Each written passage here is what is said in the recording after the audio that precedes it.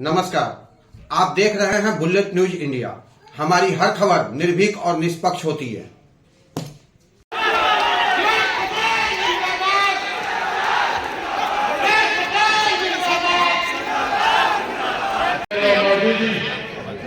मौजूद इस मंच पर जनता दल यूनाइटेड के प्रदेश अध्यक्ष भाई रमेश कुशवाहा जी मौजूद इस सम्मानित मंच पर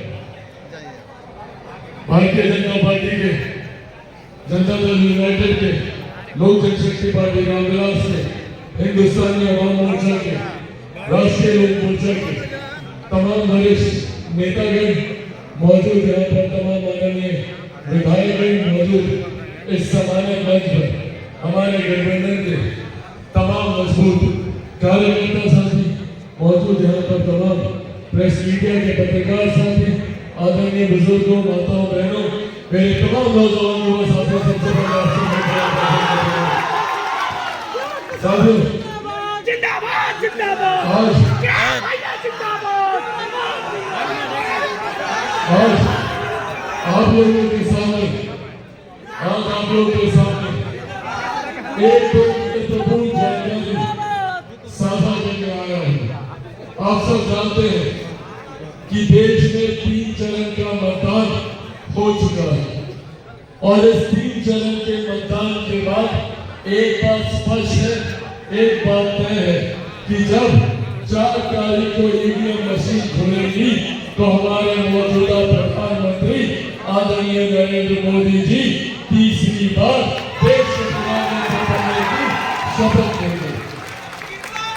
साथियों, जब ये बात है कि हमारे प्रधानमंत्री जी तीसरी बार प्रधानमंत्री बनने जा रहे हैं तो ऐसे में हम सबकी जिम्मेदारी, हम सबकी जवाबदेही बढ़ जाती है कि हम लोग एक ऐसे प्रत्याशी को यहाँ से जिता कर भेजे, अपना प्रतिनिधित्व एक ऐसे सांसद को सौंप कर भेजे जो जब यहाँ से जीत कर जाए तो प्रधानमंत्री के ठीक बगल में बैठकर आप लोगों की समस्या का समाधान करने का काम। और ऐसे ये प्रत्याशी, ये व्यक्ति मेरे अभिभावक, मेरे पितात्व में आदरणीय रामकृपाल यादव जी से बेहतर और कोई नहीं हो सकता, ये आग्रह करने आप लोगों के बीच आया। आप सब जानते हैं कि पिछले 10 सालों में उन्होंने एक ईमानदार प्रयास किया अपने क्षेत्र के विकास को लेकर। उन्होंने दिन रात समर्पण भाव से लगे रहे। उन्हीं मेरे परिवार के हैं, इसीलिए मुझसे बेहतर और कोई नहीं जान सकता उनकी वो तत्परता। जब संसद में हम दोनों एक साथ होते हैं तो हर समय उनका ध्यान केंद्रित रहता है अपने क्षेत्र की समस्या के समाधान को लेकर। प्रधानमंत्री जी से मिलकर समस्या का समाधान हो या किसी विभाग के मंत्री से, दिन रात इस बात के लिए प्रयासरत रहते हैं कि कैसे उनके क्षेत्र को विकास की राह पर आगे लेकर जाया जा सके। इसीलिए साथियों, ये आग्रह ही नहीं, आप सबसे ये विनम्र निवेदन करना चाहता हूँ कि आप लोगों ने 10 साल देकर, आप लोगों के बीच में रहकर, आप लोगों के सुख दुख में आप लोगों के साथ बराबरी में खड़े होकर कोई एक व्यक्ति जो दिन रात आपके लिए लड़ता रहा वो है आदरणीय रामकृपाल यादव जी। इसीलिए आज आग्रह करने आप लोगों के बीच आया है। साथियों, जब आदरणीय रामकृपाल यादव जी जीतेंगे तो हमारे देश के प्रधानमंत्री तीसरी बार प्रधानमंत्री पद की शपथ लेने का काम करेंगे। इसीलिए ये मतदान महत्वपूर्ण है और महत्वपूर्ण है हमारे प्रधानमंत्री जी का तीसरी बार देश का प्रधानमंत्री है। हम में से कोई नहीं जानता था कि भारत की अर्थव्यवस्था कौन से पायदान पर है। पहली बार देश में एक ऐसे प्रधानमंत्री आए जिन्होंने न सिर्फ देश की अर्थव्यवस्था को मजबूत करने का काम किया बल्कि आज हम लोग को गर्व होता है ये कहते हुए कि दुनिया की 5वीं सबसे बड़ी अर्थव्यवस्था भारत बन चुका है। ये देश हमारे प्रधानमंत्री आदरणीय नरेंद्र मोदी जी की है। साथियों, जब देश की अर्थव्यवस्था मजबूत होती है तो हर राज्य का राजस्व बढ़ता है। जब राज्य का राजस्व बढ़ता है तो हर क्षेत्र का आर्थिक विकास होता है, हर गरीब व्यक्ति के हाथ में ज्यादा कमाई आती है, प्रति व्यक्ति आय में इजाफा होता है। और इसी का परिणाम है कि पिछले 10 सालों में 25 करोड़ से ज्यादा लोग गरीबी रेखा से बाहर निकलकर मुख्य धारा के साथ उन्होंने जुड़ने का काम किया। हमारे प्रधानमंत्री जी का लक्ष्य है कि 2047 तक भारत को एक विकसित देश बनाना है। भारत विकसित देश तब बनेगा जब भारत का हर एक प्रदेश, बिहार जैसा प्रदेश जब विकसित बनेगा, बिहार का हर एक जिला जब विकसित बनेगा, हमारे हर एक प्रखंड विकसित बनेगा, हर एक पंचायत और हर एक गांव जब विकसित बनेगा, तब जाकर हमारा भारत देश एक विकसित देश सन 2047 तक बनेगा। और साथियों, इसके लिए हमारे प्रधानमंत्री जी ने जमीनी स्तर से कार्यों की शुरुआत की।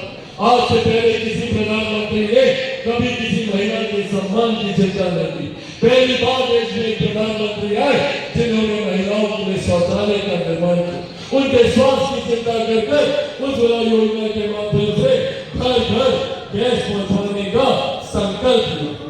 आज कोई गरीब व्यक्ति आर्थिक दबाव में इलाज से वंचित न रह जाए, इस बात को सुनिश्चित करने के लिए आयुष्मान योजना के तहत हर गरीब व्यक्ति को 5-5 लाख रुपए का मुफ्त इलाज करवाने का प्रभाव हमारे प्रधानमंत्री आदरणीय नरेंद्र मोदी जी ने किया। साथ ही एक तरफ हमारे प्रधानमंत्री जी ने सड़क से हमारी सीमाओं को सुरक्षित रखा, तो अंतरिक्ष के माध्यम से कैसे देश में विकास को गति दी जा सके, इस बात का भी ध्यान रखा।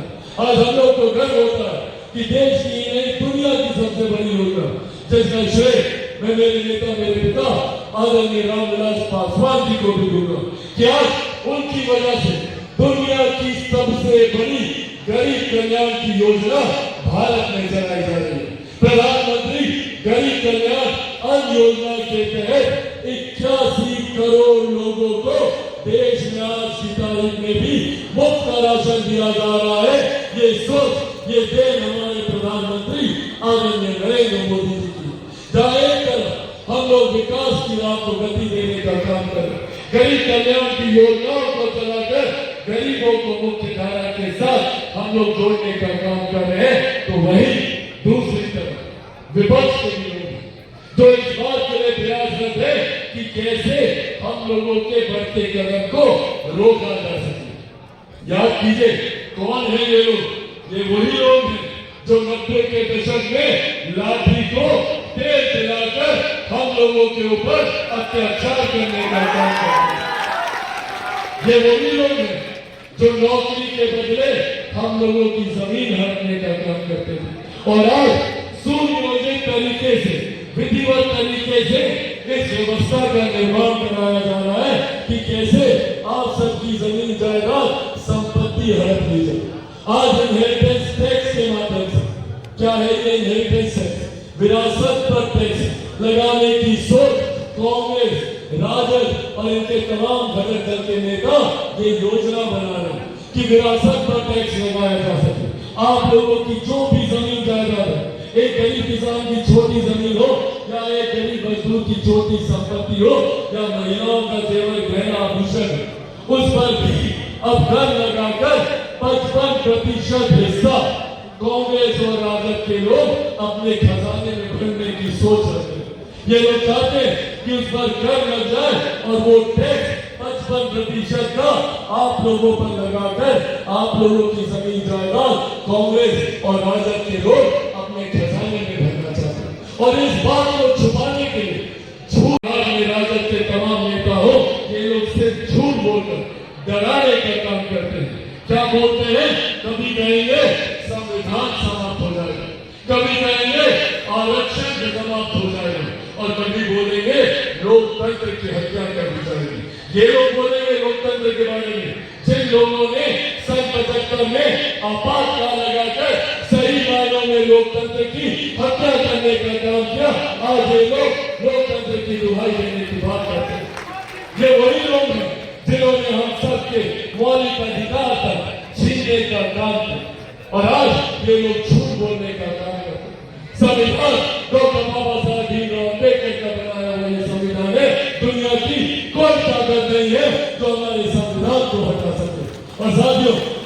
आप लोगों के सामने इस मंच पर खड़ा होकर मैं मेरे नेता मेरे पिता आदरणीय रामविलास पासवान जी के संघर्षों की कसम खाकर आप लोगों से वादा करके जाता हूँ कि जब तक चिराग पासवान जिंदा है, न संविधान को कोई खतरा है, न आरक्षण को कोई खतरा है, न लोकतंत्र को कोई खतरा है।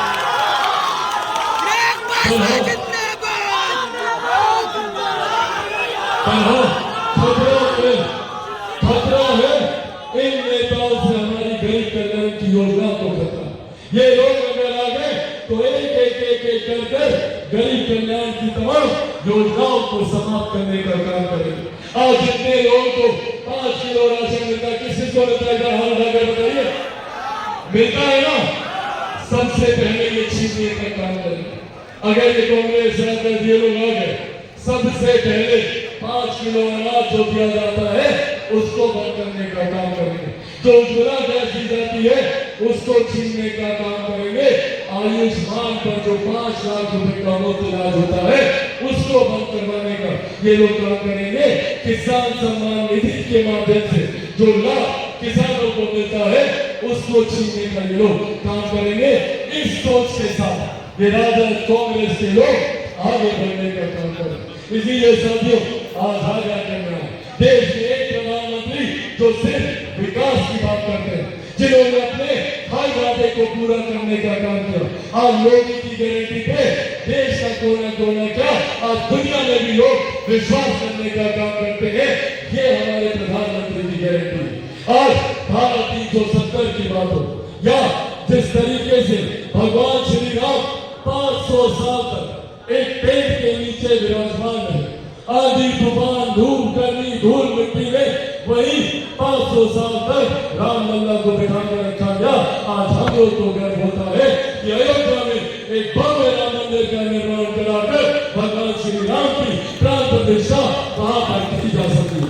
ये देश हमारे प्रधानमंत्री जी है। वही दूसरी तरफ आदि आबादी को उनका उचित सम्मान देते हुए नारी शक्ति अधिनियम के तहत भारत की संसद में उनका उचित प्रतिनिधित्व हो सके, इस संकल्प को भी पूरा करने का काम हमारे प्रधानमंत्री जी ने किया। इसीलिए साथियों, आज यहाँ का करने आए हैं और आज हम लोग की जवाबदेही ज्यादा बढ़ गई है।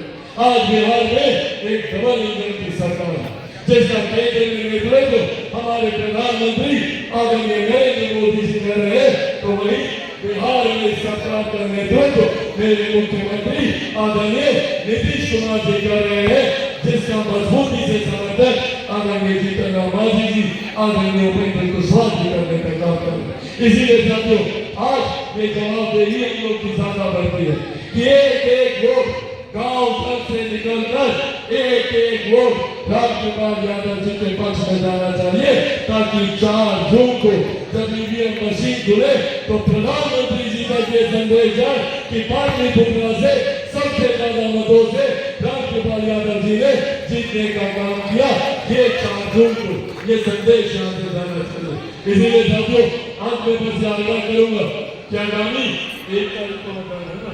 जी 1 तारीख। आगामी 1 तारीख को सब लोग अपने गांव घर से चाचा चाची दादा दादी नाना नानी सबको लेकर जाइएगा और जब आप लोग कमल छाप पर बटन दबाकर रामकृपाल यादव जी को जिताइएगा तो देश के प्रधानमंत्री नरेंद्र मोदी जी बनेंगे। मेरे मुख्यमंत्री नीतीश कुमार जी को ताकत मिलेगी, जीतन राम मांझी जी मजबूत होंगे। आप देख रहे थे बुलेट न्यूज इंडिया। हमारी हर खबर निर्भीक और निष्पक्ष होती है। संवाददाता मनीष कुमार के साथ Santosh Verma, news room, bullet news India. आपने हमारे चैनल को सब्सक्राइब नहीं किया तो शीघ्र ही हमारे चैनल को सब्सक्राइब करें, लाइक करें और साथ में एक प्यारा सा कमेंट करें। हमारा यह चैनल आपको कैसा लगा? तब तक के लिए नमस्कार।